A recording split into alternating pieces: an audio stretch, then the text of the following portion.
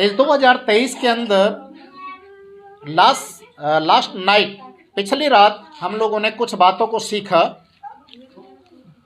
Start कर दिया. So last night we learned quite a lot of new things about us.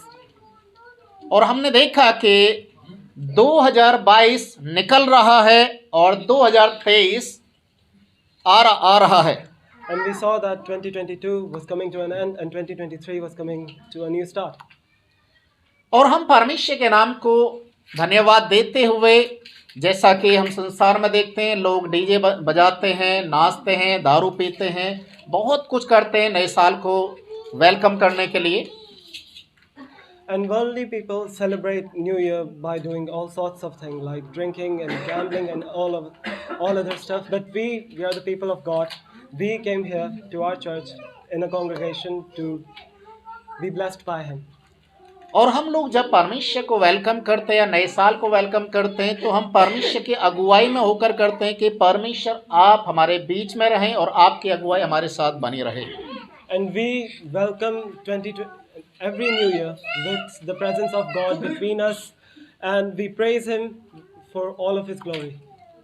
और इस नए साल के लिए परमेश्वर की ओर से जो वचन था, John chapter 3 verse 30, and the verse that was for this year was John chapter 3 verse 30. Sorry. वहां पर लिखा है, अवश्य है कि वो बढ़े और मैं घटूं।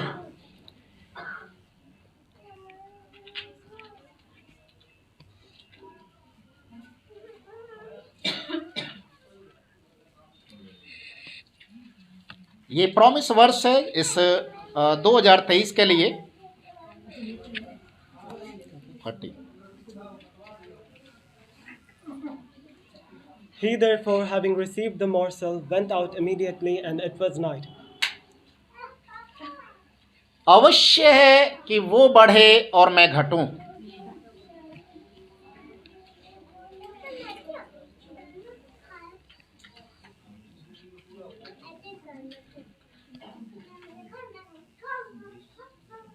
Continue.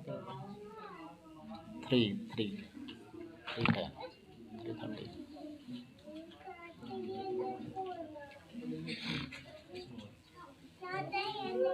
सो इस समय हम लोग परमेश्वर के वचन की ओर भी हम लोग जाएंगे, जो आज एक नया संदेश आप लोगों के बीच में मैं लेके आया हूं। So today we will now start today's preaching. मेरे साथ आप निकालेंगे सबोपदेश की किताब, उसका 11 अध्याय, उसके 6 पद को हम पढ़ेंगे। Book of Ecclesiastes chapter 11 verse 6. और यहाँ पर लिखा है, भोर को अपना बीज बो और सांझ को भी अपना हाथ ना रोक, क्योंकि तू नहीं जानता कि कौन सा सफल होगा, यह या वह या दोनों के दोनों। In the morning sow thy seed, and in the evening let not thy hand cease, for thou knowest not which may rather spring up, this or that, and if both together, it shall be better. परमेश्वर का वचन कहता, अपने हाथ को बीज बोने से ना रोक। The verse of God tells us not to stop our hand from sowing seeds. अपने हाथ से बीज बोना लगातार जारी रख। To continue to sow seeds in this world. बीज बोना किसे कहा जाता है? So what is sowing the seed? बीज दो तरीके के होते हैं। There are two types of seeds. एक जो एक फार्मर, किसान अपने खेत में बोता है, एक वो बीज होता है। So the first one is the one we are all familiar with. It's the ones that farmer use. और सेकेंडली जो बीज है वो सेवा भावना के लिए, प्रभु के राज्य के लिए कुछ बोना।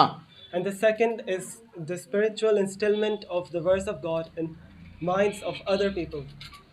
परमेश्वर के वचन में जो हम पढ़ते हैं बीज के विषय में, प्रभु यीशु मसीह ने इस प्रकार से कहा,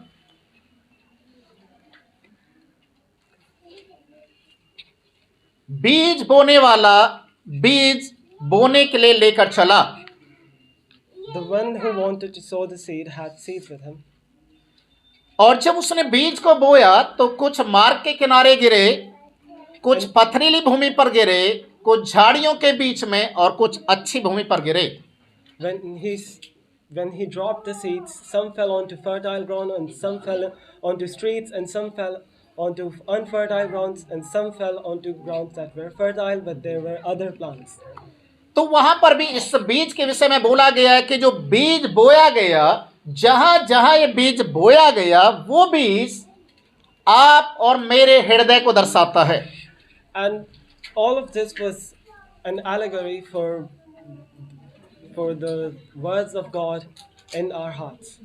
And हमारा जो दिल, हम परमेश्वर के वचन को, जो बीज परमेश्वर का वचन है, उसे हम किस तरीके से रिसीव कर रहे हैं, and how we receive the word of God. आज आपको और मुझे भी जानना है कि क्या जो बीज के विषय में बोला गया है, अपने हाथ को ना रोक, सुबह और शाम दोनों टाइम अपने हाथ को बढ़ाना।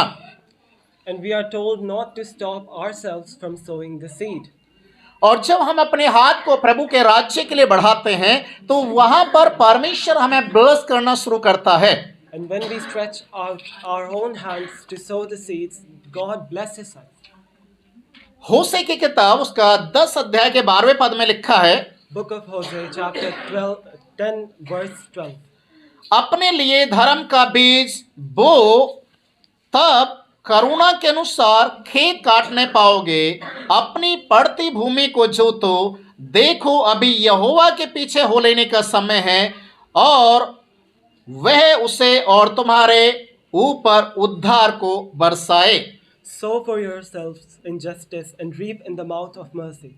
Break up your fallow ground, but the time to seek the Lord is when he shall come that shall teach you justice. अपने लिए धर्म के बीज बो। Sow the seeds of justice for yourself.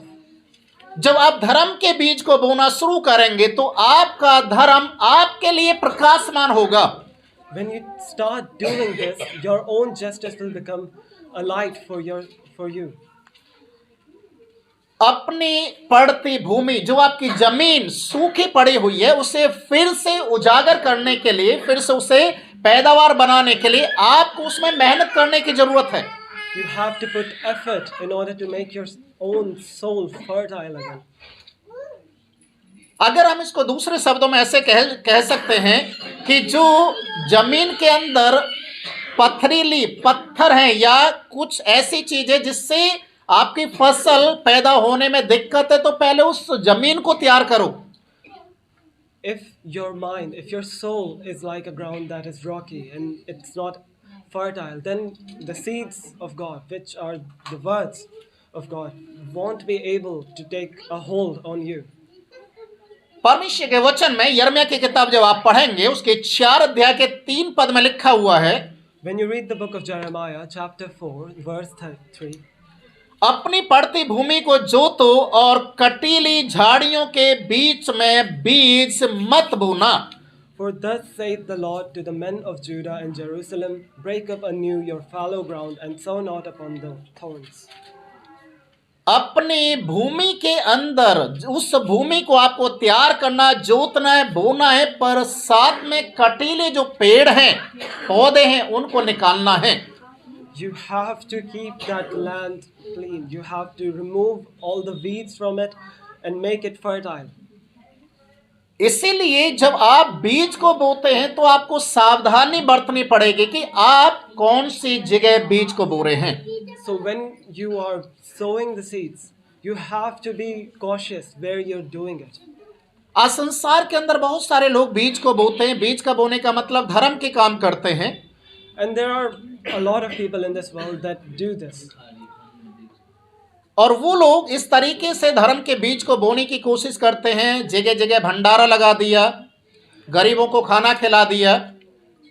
And the people of this world, they have their own separate means of sowing this seed by doing works of charity. और बहुत सारे लोगों को जैसे कपड़े बांटना है या कुछ राशन बांटना है, बच्चों को फ्री पढ़ाना, और इस तरीके के चैरिटी करते, इस तरीके के धर्म के बीजों को बोते हैं। Such as giving out food or clothes or giving education to kids for free. और इस तरीके से करने के कारण वो सोचते हैं कि हम जो धर्म के बीज बो रहे हैं कहीं ना कहीं इसका फल हमें मिलेगा, हमारे बच्चों को मिलेगा। And when they do all of these things, they are sure to themselves that they will get blessed for all of these. परमेश्वर का वचन बीज के विषय में इस तरीके से कि हमसे बातचीत करता है। And the word of God also talks about the seeds in a separate way.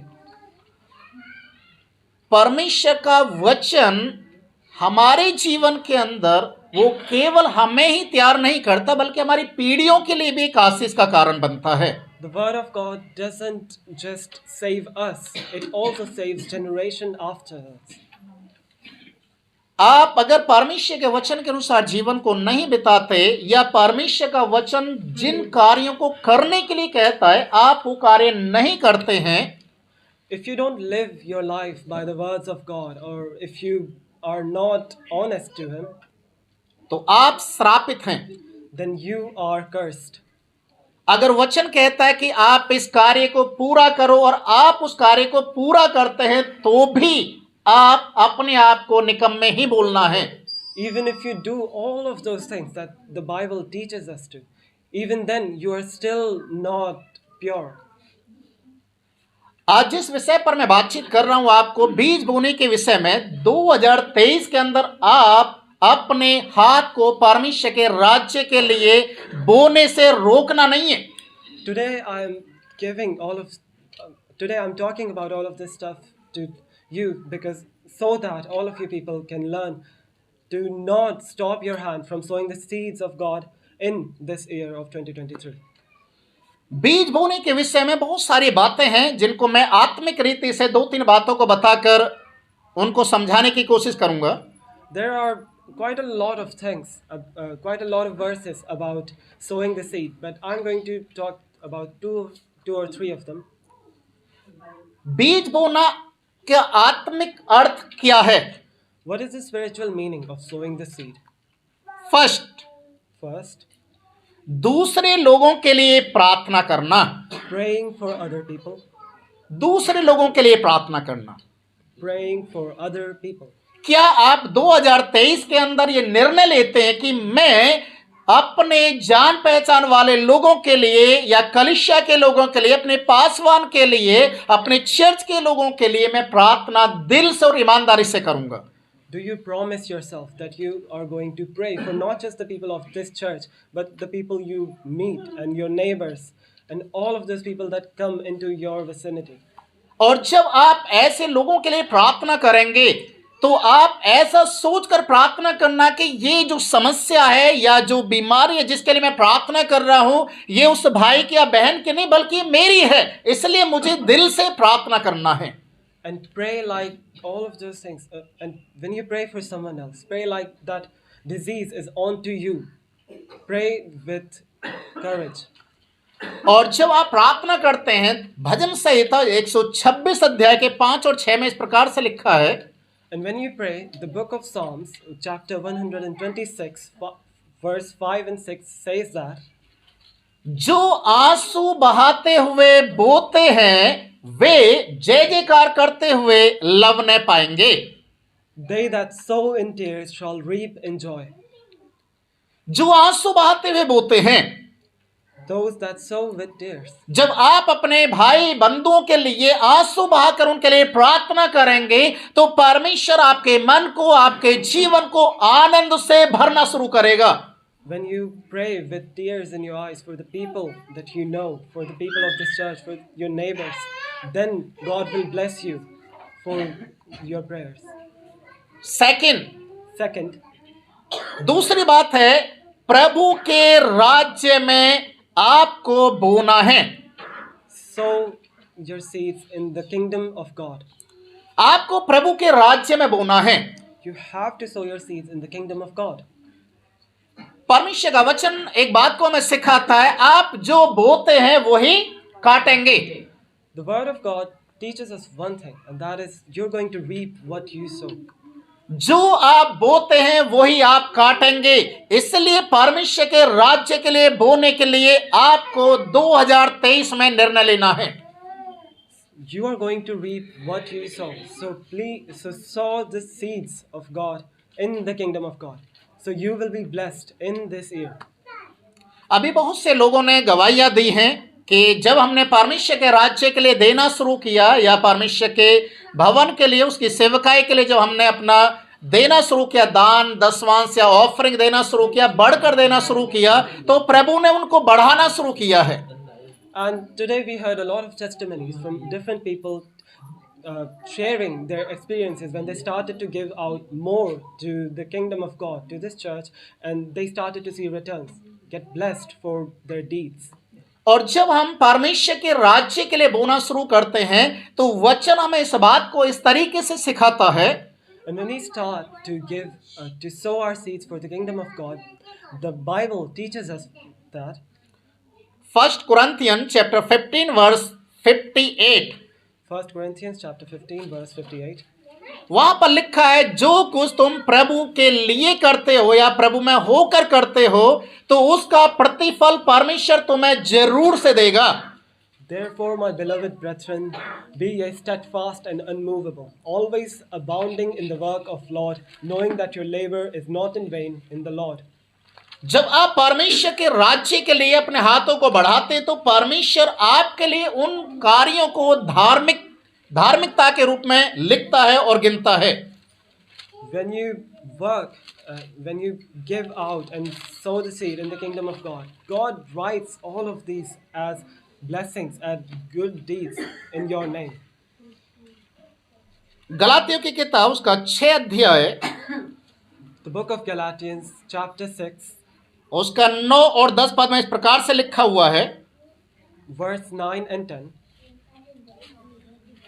हम भले काम करने में साहस ना छोड़ें, क्योंकि यदि हम ढीले ना हो और ठीक समय पर कटनी काटेंगे, इसलिए जहां तक अवसर मिले हम सबके साथ भलाई करें, विशेष करके विश्वासी भाइयों के साथ। And in doing good, let us not fail, for in the due time we shall reap, not failing. Therefore, whilst we have time, let us work good to all men, but especially to those who are of those household of the faith. प्रभु के राज्य के लिए बोना मतलब एक सुंदर, एक आशीष में कटनी को काटना है। Sowing in the kingdom of God is being part of the household of faith. इसलिए हमेशा परमेश्वर के राज्य की चिंता आपको करना है। So you have to be cautious only, and you have to only worry about the kingdom of God. एक बार प्रभु यीशु मसीह यरूशलेम के मंदिर को जब देख रहा था, Once upon a time, Jesus Christ was looking at the temple of Jerusalem. और यरूशलेम के मंदिर के अंदर जाकर जब व्यापार करने वाले लोगों को वहां से मारकर भगाया, And when he threw out all of those sellers from the temple of Jerusalem, प्रभु यीशु मसीह ने एक शब्द को वहां पर कहा, तेरे भवन की धुन मुझे खा जाएगी। and God said one thing, परमेश्वर तेरे भवन की धुन, God, the tone of your temple.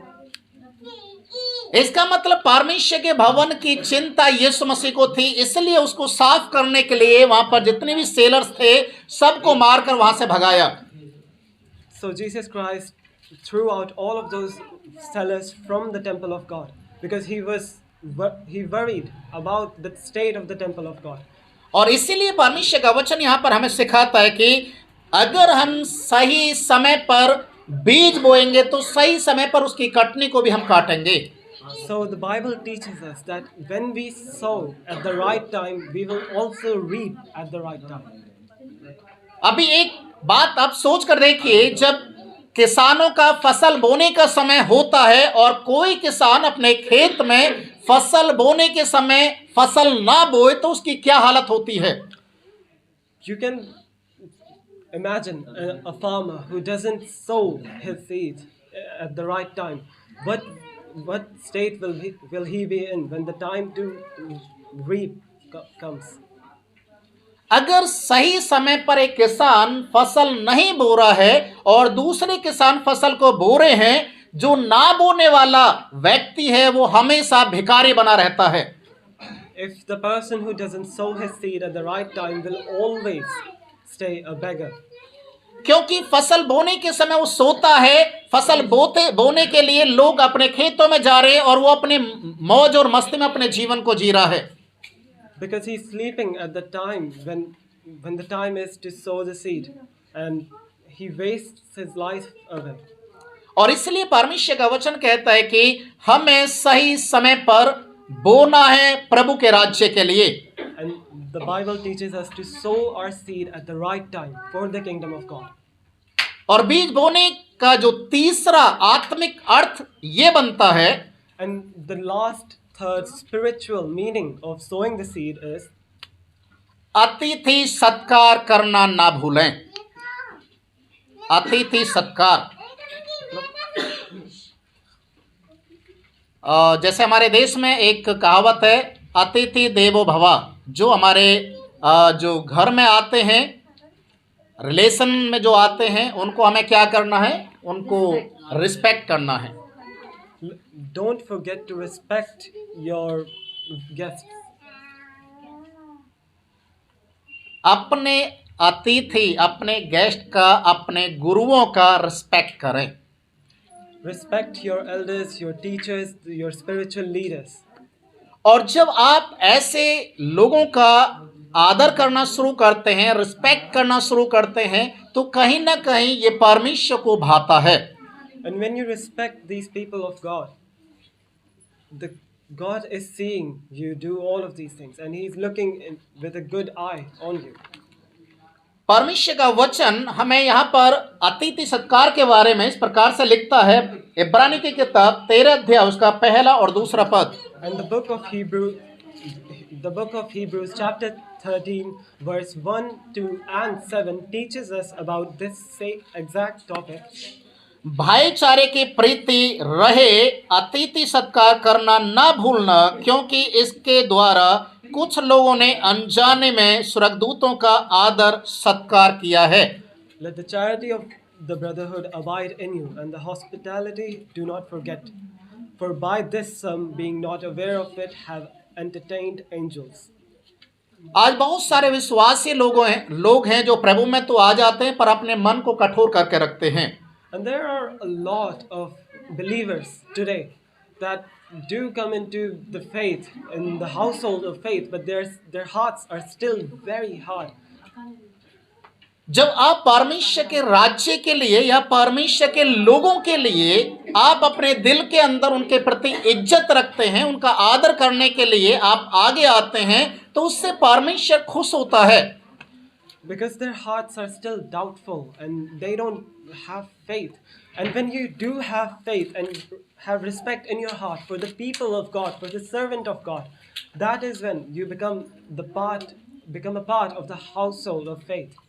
क्योंकि प्रभु यीशु मसीह ने इस प्रकार से कहा, मत्ती रचित सुसमाचार 10 अध्याय उसके 42 पद में, Because Jesus Christ said in the book of Matthew chapter 10 verse 42, जो मेरे जन को, मेरे दास को एक गिलास पानी भी पिलाता है, ये जानकर, ये सोच कर कि ये मेरा जन है, तो वो अपने प्रतिफल को कभी भी नहीं खोएगा। And whoever shall give to drink to one of those little ones a cup of cold water only in the name of a disciple, amen, I say to you, he shall not lose his reward.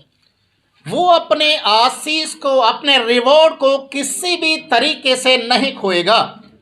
He will never ever lose his reward, his blessings. क्योंकि वचन कहता, एक गिलास पानी भी प्रभु के लिए या प्रभु के नाम से प्रभु के जन को देने से, जब परमेश्वर पानी का प्रतिफल आपको देने के लिए तैयार है, तो जब आप परमेश्वर के राज्य के लिए बोते हैं और परमेश्वर के लोगों का आदर सम्मान करना शुरू करते हैं, तो सोचने वाली बात है आपको कितना बड़ा रिवार्ड परमेश्वर देने वाला है।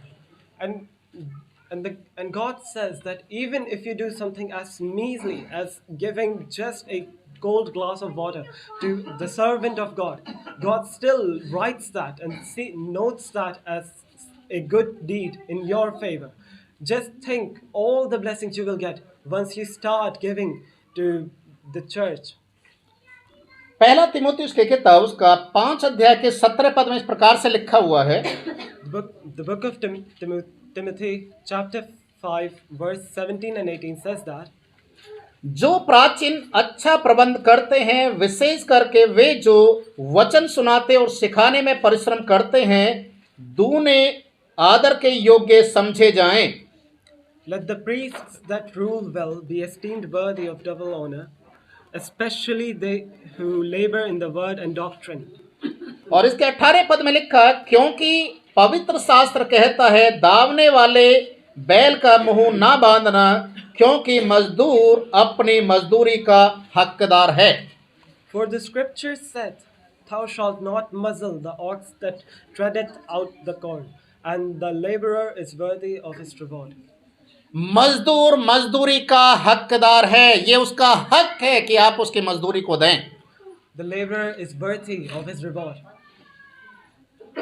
परमेश्वर का वचन यहाँ पर हमें सेवकाई करने वाले, वचन की सेवकाई करने वाले लोगों के लिए, अर्थात पासवानों के लिए यहाँ पर एक विशेष एक संदेश दिया गया कि विश्वासी लोग पासवानों का, जो वचन की सेवकाई करते हैं, उनका कैसा आदर करें। And the scriptures teach us here how we should treat the people of God, our priests, our spiritual leaders like. परमेश्वर के लोगों का आदर Respect the people of God. कितना? How much? Double, Double. दुगना। आप अपने रिश्तेदार, अपने जो भी जान पहचान वाले लोगों का आदर करते हैं, उन सब से बढ़कर दूना आदर किसको करना है? प्रभु के दास का।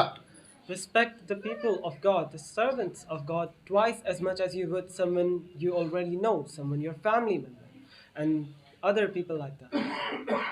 और इस तरीके से करने से आप कहीं ना कहीं परमेश्वर के राज्य के लिए अपना हाथ बढ़ाना शुरू करते हैं।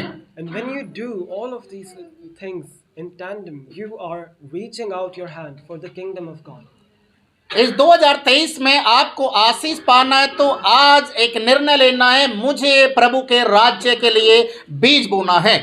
And if you want to be blessed in 2023, then you have to take a stance. You have to promise to yourself that you are going to sow the seeds of God in this year. जैसा हमने 3 बातों को सीखा यहाँ पर, And like how we learned 3 main things from all of this, हमें दूसरे लोगों के लिए प्रार्थना करने के लिए आंसू को भी बहाना, हमें पड़े तो हमें आंसू बहाना है। first is to pray for other people, even and pray not as you would for someone you're doing. Don't pray for someone as a formality, but pray with all of your heart. दूसरा, हम परमेश्वर के राज्य के लिए बोने के लिए अपने आप को तैयार करना है। And secondly, train yourself and for the kingdom of God. और तीसरी बात है कि हम अपने जान पहचान वाले विशेष प्रभु के लोगों का आदर सत्कार करें। And the last is to always have hospitality in your hearts for the people of God. इस 2023 में आप निर्णय लेने के लिए तैयार हो जाएं। In this year of 2023, be wary of all of these things and remember them. मुझे प्रभु के राज्य में अपने अकाउंट को खोलना है। And promise to yourself and take a resolution that you have to open an account in the bank of God. अपना account प्रभु के राज्य में खोलें। Opening your account in the kingdom of God. जब आप प्रभु के राज्य में अपने अकाउंट को खोलेंगे तो आपका लेखा जोखा परमेश्वर रखना शुरू कर देगा। And when you open your account in the kingdom of God, all of your history, your transactions and such will be written by God himself. मैं बहुत से ऐसे लोगों को जानता हूं जो अपने घर के लोगों के लिए अगर वो कोई सामान खरीदते हैं, कपड़े खरीदते हैं, फर्नीचर खरीदते हैं या कुछ और चीज़ लेके आते हैं, यहाँ तक कि राशन भी लेके आते हैं, तो उसमें से कुछ चीज़ें पास्टर के लिए या उनके सेवकाई के लिए वो निकाल कर अलग रखते हैं। There are a lot of people in our church that whenever they go out to buy anything, they specifically keep something out. It could be just something as much as 10% of whatever they have bought for their pastor. बहुत से ऐसे लोग हैं जो अपने घर के अंदर फल फ्रूट लेकर आते हैं तो उसमें से कुछ निकाल कर प्रभु के भवन के लिए लेके आते हैं, ताकि क्योंकि पास्टर आपके परिवार का एक सदस्य है तो उनके लिए भी आप निकाल रहे हैं। तो इस तरीके से आप धर्म के बीज को बोना शुरू करते हैं। And there are a lot of people who, when they buy fruits and things as such, they will take some, they will give some of them here to their pastor, who is also a part of your family, a member of your family. And when you do all of these things, you are sowing the seeds in the kingdom of God. और सबसे बड़ी और मुख्य बात है 2023 में आशीष पाने के लिए आपको एक कार्य और करना है। And the most important thing in 2023 for you to be blessed is, इस साल आपको प्रभु का जो दसवांश आपका बनता है उसकी चोरी ना करें। and do not steal the tithe of God that you have to give. आप ये नहीं सोचें कि मैं तो 1000 रुपये ही महीने का कमाता हूं तो मैं 100 रुपये देने में मुझे शर्म आएगा, ये नहीं सोचें। Don't let these thoughts come into your head that you're earning only 1000 rupees, and if you give out 100 rupees, that will be a very financial hurdle for you. अगर आपके घर के अंदर जितने भी लोग आशीष पाना चाहते हैं, 2023 में आपकी मनोइच्छा पूरा होना है, तो घर के अंदर जितने भी लोग हैं सभी को इस बात के लिए इंकरेज कीजिए कि आप जो कमा रहे हैं, चाहे वो 10 रुपया हो, चाहे वो 10,000 हो, चाहे 10 लाख हो, प्रभु का भाग आपको निकालना है, प्रभु का दसवांश आपको निकालना, उसकी चोरी नहीं करनी है। और 2023 के अंदर आप अपने विश्वास के द्वारा इस 2023 में उन आशीषों को पाने के आप हकदार हो जाएंगे जो प्रभु ने आपके लिए ठहराया है। Not just be honest with yourself, but make your entire family be honest in their own giving. When you give tithes, be wary of what you are giving, because you're not giving out to someone. You are giving in the kingdom of God. और जब इस तरीके से आप करेंगे, ये 2023 and होते होते आप खुद बोलेंगे कि मैंने प्रभु की ओर से आशीष को पाया है। And when you do all of these things slowly and slowly, but surely at the end of this year, you will be able to say that with confidence that you were blessed by God in this year. क्योंकि जब आप परमेश्वर के लिए ये कार्य करते हैं या परमेश्वर के राज्य के लिए बोते हैं तो आप किसी इंसान को दिखाने के लिए नहीं करते। And when you give out for the kingdom of God, you're not doing this to show off to someone. और इस तरीके से करके आप अपने ऊपर आसमान के झरोखों को खोलने के लिए परमेश्वर को मजबूर करेंगे कि प्रभु मेरे ऊपर अपने आशीषों की बारिश को कर। And then it will be your right to ask God to let all of His blessings be showered upon you. इसलिए निर्णय लीजिए, मुझे प्रभु के राज्य में बोना है, अपने हाथ को रोकना नहीं है। सुबह मुझे बोना पड़े, शाम को बोना पड़े, मैं बोऊंगा। आप नहीं जानते कौन सा बीज फलवंत होने वाला है। And make this a promise to yourself. Take autonomy over your decisions. Promise yourself that you're going to sow the seed of God. इसलिए प्रभु के लिए तैयार हो जाइए, अपने आप को पूरी रीति से जांचिए, अपने हृदय को आप परमेश्वर के लिए खोलिए और आज एक निर्णय लीजिए कि प्रभु मैं तेरे लिए बीज बोने के लिए आज निर्णय लेता हूं और इस 2023 के अंदर मुझे उसका प्रतिफल चाहिए। And make this your resolution for this year, that you are going to sow the seeds of God, and this should be your one and only resolution for this year. परमेश्वर आप सभी को आशीष करे। May God bless all of you. Hallelujah. Hallelujah.